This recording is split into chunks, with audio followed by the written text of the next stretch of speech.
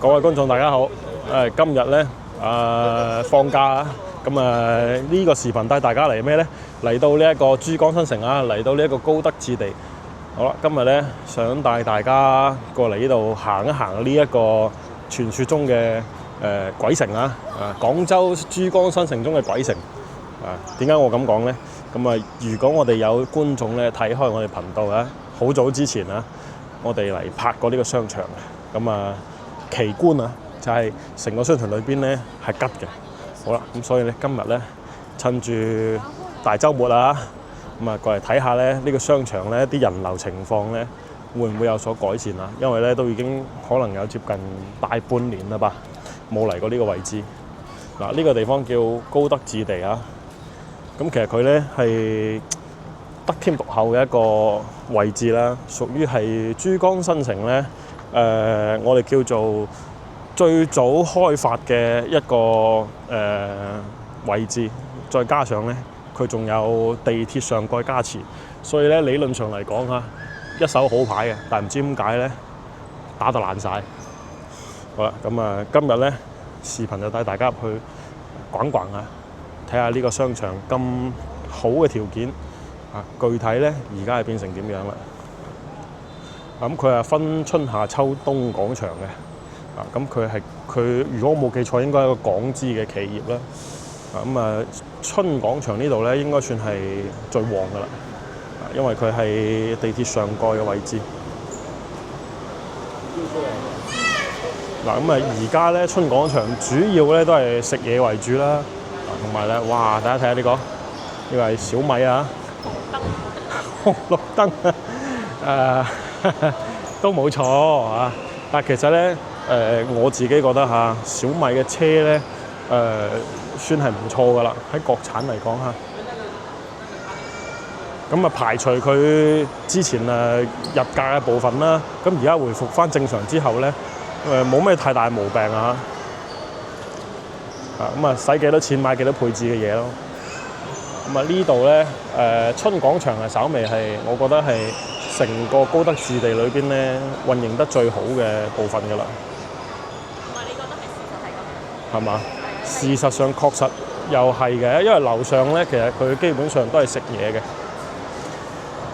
有幾間賣衫嘅，有間Uniqlo 啦，係嘛？其他嘅話咧，就大家會見到咧，其實舉個例子啊，我哋可以睇翻廣州其他有地鐵嘅商場啊，譬如話天河嘅天環啊、太古匯啊、正佳啊，咁其實咧都做得有聲有色嘅，但係咧唯獨是呢度咧，好似有個窪地咁啊，嗰啲牌子咧就比較怪啊。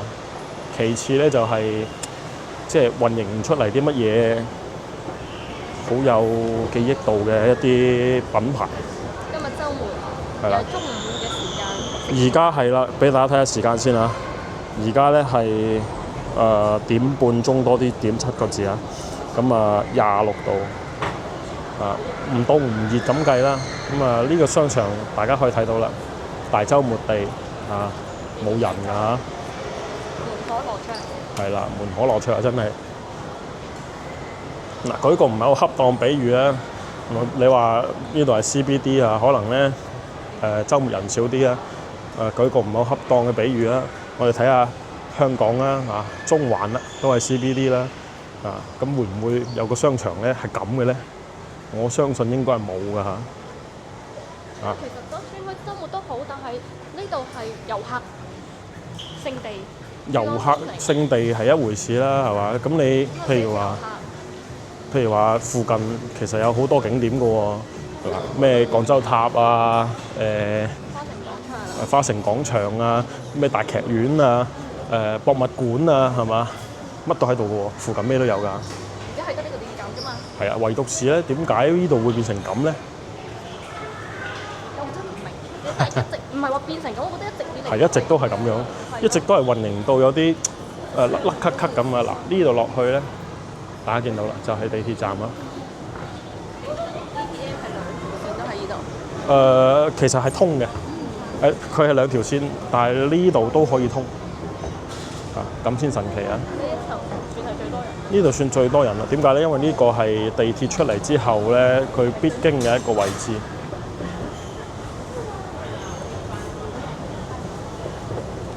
好神奇嘅，其實我哋如果去同一時間啊，我哋如果假設而家唔係喺呢度咧，我哋去其他地方，譬如話我哋去啱先講到咩萬寧匯啊、正佳啊、天環啊，我估計咧人多到咧，你係冇辦法咧可以咁舒服㗎。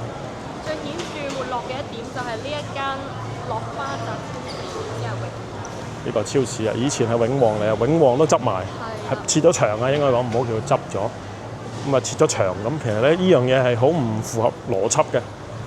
呢個商場嘅客流量居然令到呢一個永旺都切場咁，其實以前都好旺嘅，我哋平時落班經過都會行下。問題就係點解會走咧？係啊，我覺得係商場嘅運營嘅問題啊。因為你呢啲大牌子，好似星巴克、永旺，你肯定係揀旺地嚟選址㗎嘛。冇錯啦。佢選得呢度肯定有原因，咁佢走肯定都有原因。嗱，你睇下而家商場裏邊連超市都冇人嘅，真係有啲恐怖啊！而且佢係喺廣州最旺嘅、最核心嘅一個 CBD 啊。啱先所講啦，以前呢度咧係最威水㗎，珠江新城第一期發展起身，即係所有嘅人啦，如果嚟珠江新城插旗咧，第一時間係嚟呢一個地方高德置地。咁啊，而家變成咗咁樣嘅情況。嗰年周邊都未有咁多，乜都冇，好冇？係啊，K11都仲未有。未有㗎，佢係第一批落成嘅寫字樓，而且佢地鐵上蓋嚇，所以佢其實一開始姿態一直都好高㗎。我懷疑佢而家咧姿態一樣都仲係咁高。嗱，跟住咧，我哋鏡頭咧而家往前行咧，就係去緊其他嘅春夏秋冬嘅，除咗春廣場之外嘅其他商場啊。其實佢係有連通嘅，即係佢唔使上地面，佢會有咁樣嘅一啲地下通道咧，可以連通得到。最神奇嘅係咧，佢夏廣場同秋廣場中間咧，佢仲會穿過嗰個叫做花城廣場，中軸線隔開咗，中間仲有個花城廣場，佢係一個地下商場嚟嘅，咁都居然冇人流。你睇呢度已經有規矩。呢度已經有啲恐怖啦，係嘛？其實同我哋上次嚟冇區別，幾乎冇區別啦，就係冇鋪頭啊！你可以理解到呢件事嗎？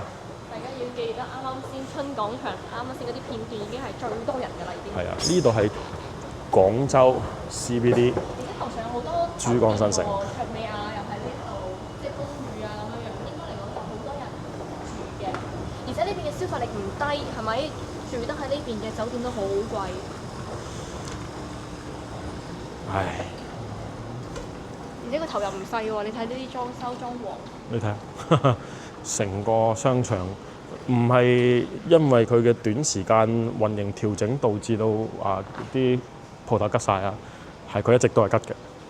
我覺得會唔會有個原因係太難行？你睇呢度啲位置好複雜咁。咁你動線問題，你都可以。係咯，動線問題。你可以通過動線重新設計，其實都係可以糾正㗎。但係問題就係佢冇咯，係嘛？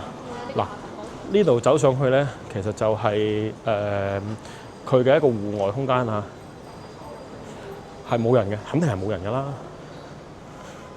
嗱，呢條路通過去咧，其實就係會穿過呢一個叫做花城廣場啊。位於廣州中軸線下，係啦。同樣嘅中軸線嘅天環廣場幾多人？係啦。係咪港資嘅商場嘅運營規劃同中資嘅商場運營規劃？佢都係港資㗎。呢度喎。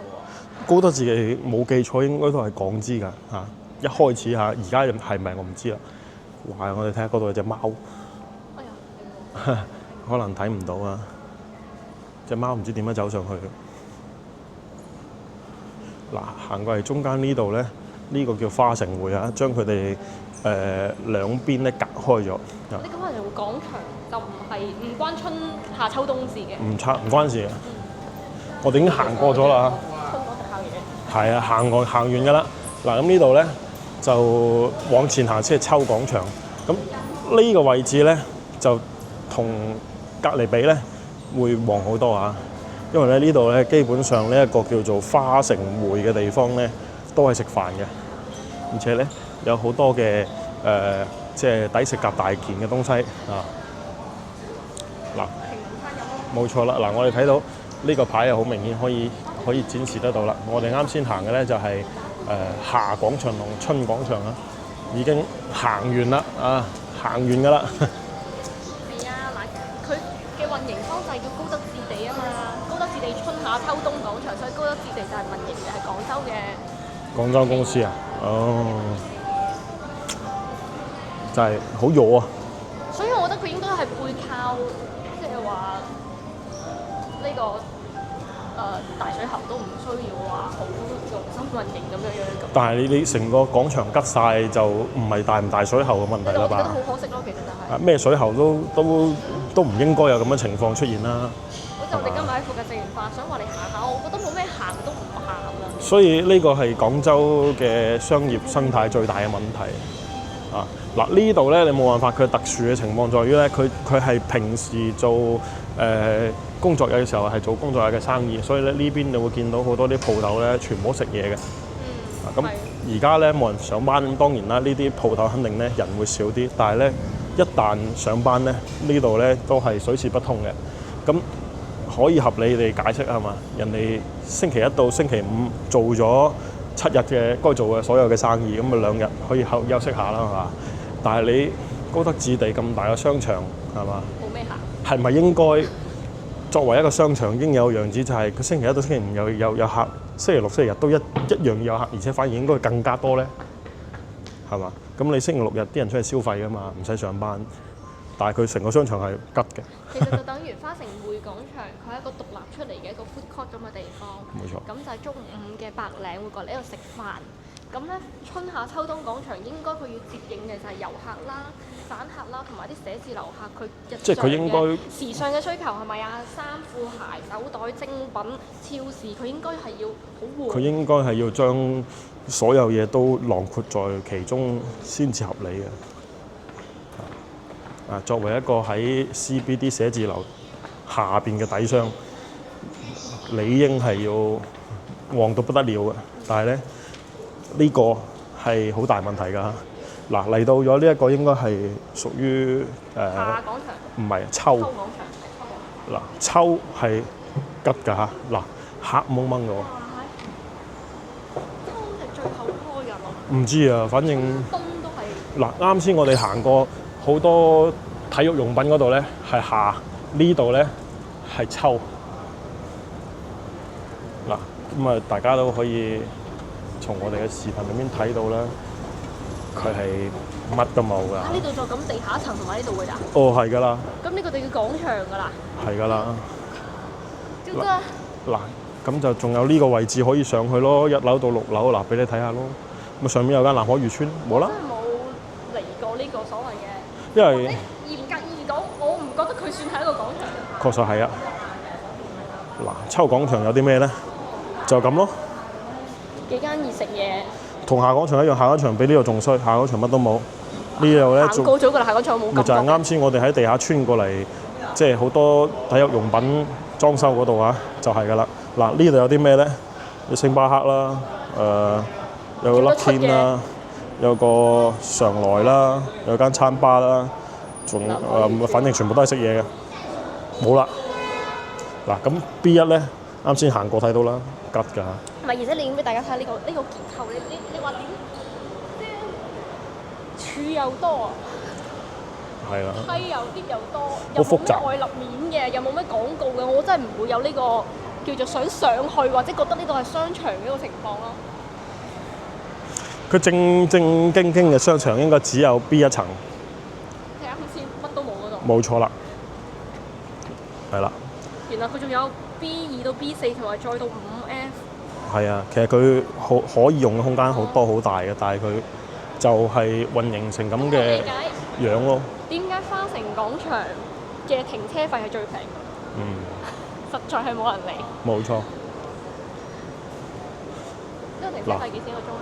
呢16蚊個鐘。嗱，呢度啊，原先應該睇到客人就知呢度原先係賣金嘅周生生，而家咧唔知咩嚟嘅。金鋪。啊，金鋪都頂唔順，你又死唔死啦？唔係喎，呢樓下咪4蚊個鐘咩？花城廣場。你又想？哦，咁即係我講錯，我以為佢最平嘅4蚊個鐘。你又想？佢仲要16蚊，咁你16蚊。呢度16蚊個鐘啊！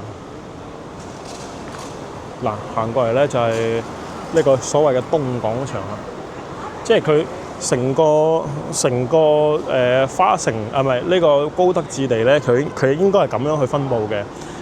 春咧同冬咧就係純商場性質，夏同秋咧佢係屬於寫字樓嘅底商啊，應該係咁樣分佈啊，所以大家可以望一望啊。哦，不過呢度咧可能望得唔係好清楚。嗱，呢個樓上咧其實佢係有寫字樓嘅嗱，但係咧東廣場呢邊樓上咧佢係冇寫字樓嘅。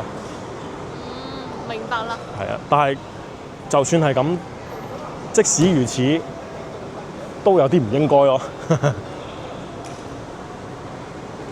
所以淨係得春同埋冬門口係有馬路嘅。嗯。秋夏咧係要行路嘅，而且佢係喺路面露天嘅一啲寫字樓嘅底商群樓。寫字樓群樓。冇錯。嗱，其實我哋一陣間咧行完呢個東之後咧，我哋可以通過樓上呢一條天橋咧行過去，行翻轉頭去睇一睇秋廣場嘅底商情況。其實就係得幾間餐廳，跟住乜都冇咯。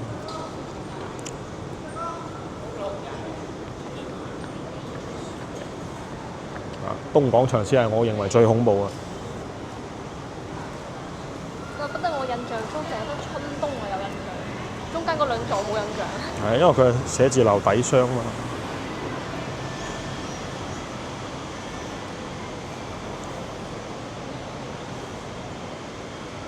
嗱，嚟到呢度咧，你係發覺有啲唔係好妥啊！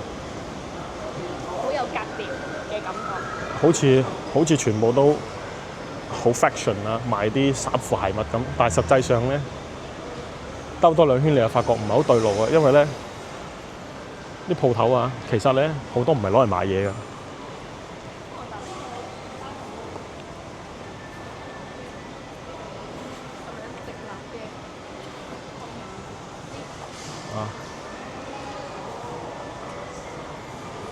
商場咧設計咧，我覺得其實係冇咩可以挑剔嘅，係運營咧可能會比較。呢度係最靚嘅呢個商場設計，每一間都係大嘅外立面。嗱，睇啦啊！我哋唔作任何嘅評價，大家睇就知道咩回事啦。一樓應該算係最靚嘅位置，而家咧基本上執晒好冇？啲鋪面全部唔開。係燈暗，係因為唔執，係因為冇開。上面都幾亮嘅。上面基本上係全部吉嘅。嗱，冇靚咧，一陣間搭 lift 上去俾大家睇下，知道咩回事啦。嗱，最大間就係華為、小米兩間。冇啦，一樓。嗱，佢仲有一個咁靚嘅大屏幕。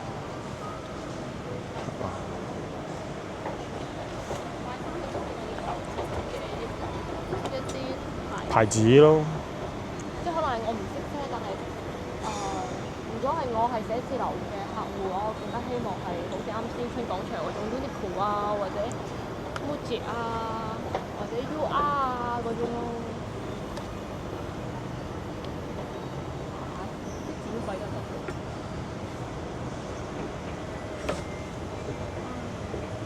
偏高咗，我覺得。係啊。我甚至覺得有啲可怕嚇，你睇下呢一層裏邊，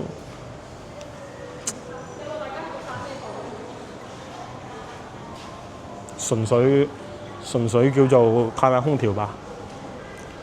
啊，廣州人最中意嘅免費空調。係咯，咁開空調開燈都要錢嘅。係啦。哦，你話廊橋係喺呢一層咩？好似係呢層。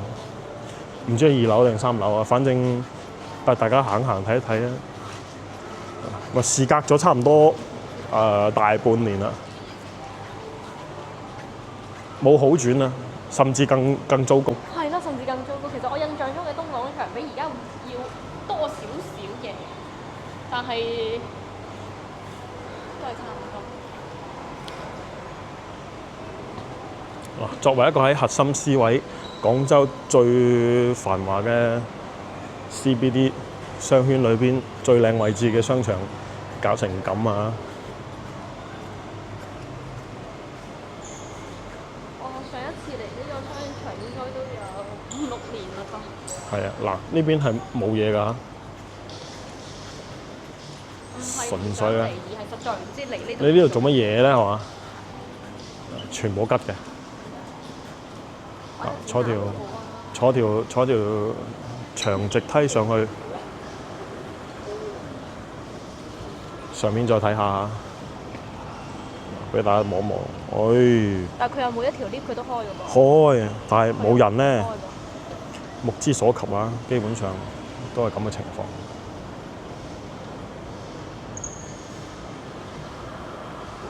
嗱，佢兩條 lift 咧，呢條應該係跨層啊，直接上咗去呢度係幾樓啊？呢度2樓。2樓、3樓，一嘢就上4樓㗎啦。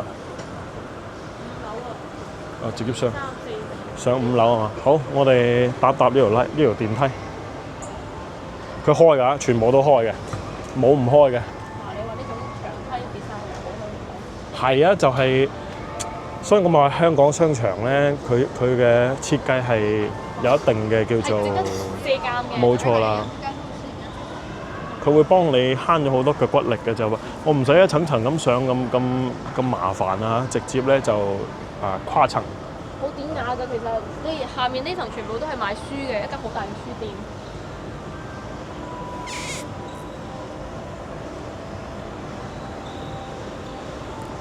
全部弧形嘅外立面。哦，呢度有間。呢間係餸啊，哦。好出名嘅，好出名嘅一間米芝蓮1星餐廳。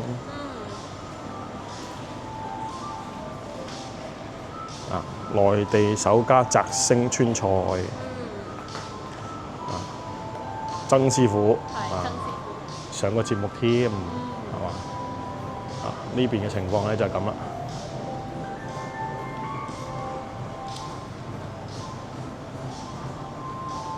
嗱，樓上咧，我覺得就都唔使上啦，大家都睇得到咩情況啦。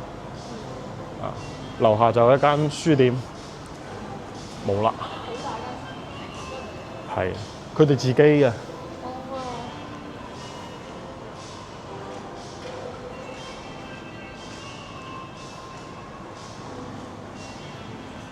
招商做運營嗰個都幾頭痕。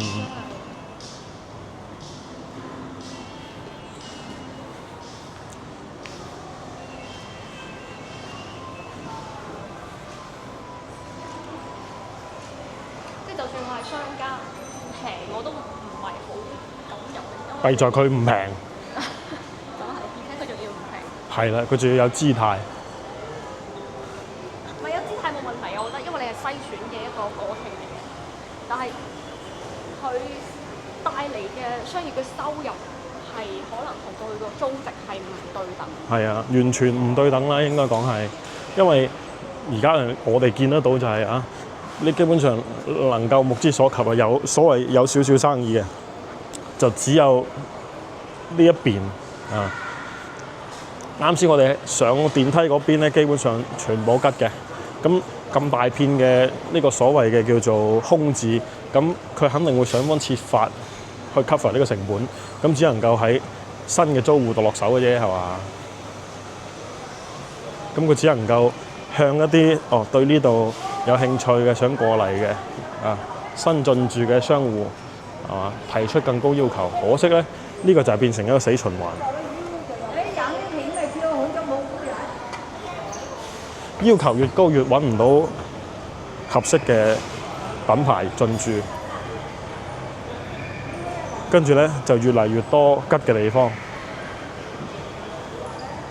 跟住佢要求又越嚟越高，咁所以變成咗而家咁嘅狀況。其實個場地係乾淨嘅、整潔嘅，冇完全冇毛病，都係完全冇毛病啊！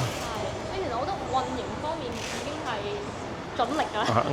硬件冇問題。係硬件冇問題。但係就係佢成個策劃方面，招商策劃方面真係唔係太理想啊！哦，呢個面樓。係啊，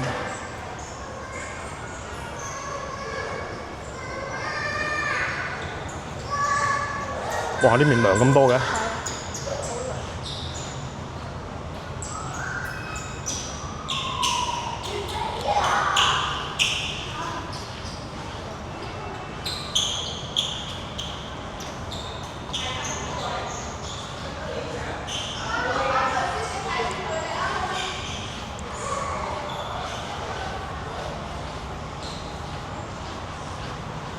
嗱，就係咁啦。呢個本身啲定位應該係比較親民嘅一個商場。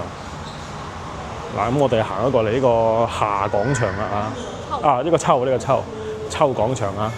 嗱，大家睇下啲咩？冇咩啊，乜都冇，就係得間常來。嗱，呢邊鋪頭全部都冇開。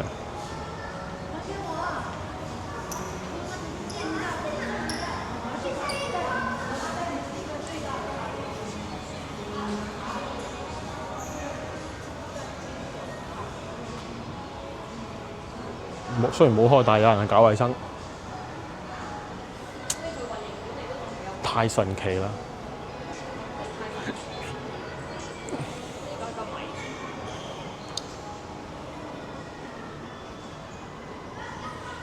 係嘛？環境冇可能唔好㗎，係嘛？有戶外有室內有室外。嗱，一行出去呢度咧就係好靚嘅花城廣場啊，中間公園嚟嘅。嗱，周邊咧將廣州嘅所有數得出名嘅一啲高樓大廈都喺附近包圍住佢。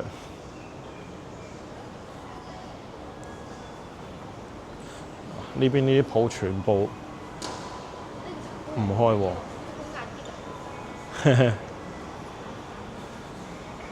你話作為遊客，即係唔入呢度都有啲驚啊！呢邊啲鋪頭全部冇開，陰公。好啦，嗱，行完呢度啦。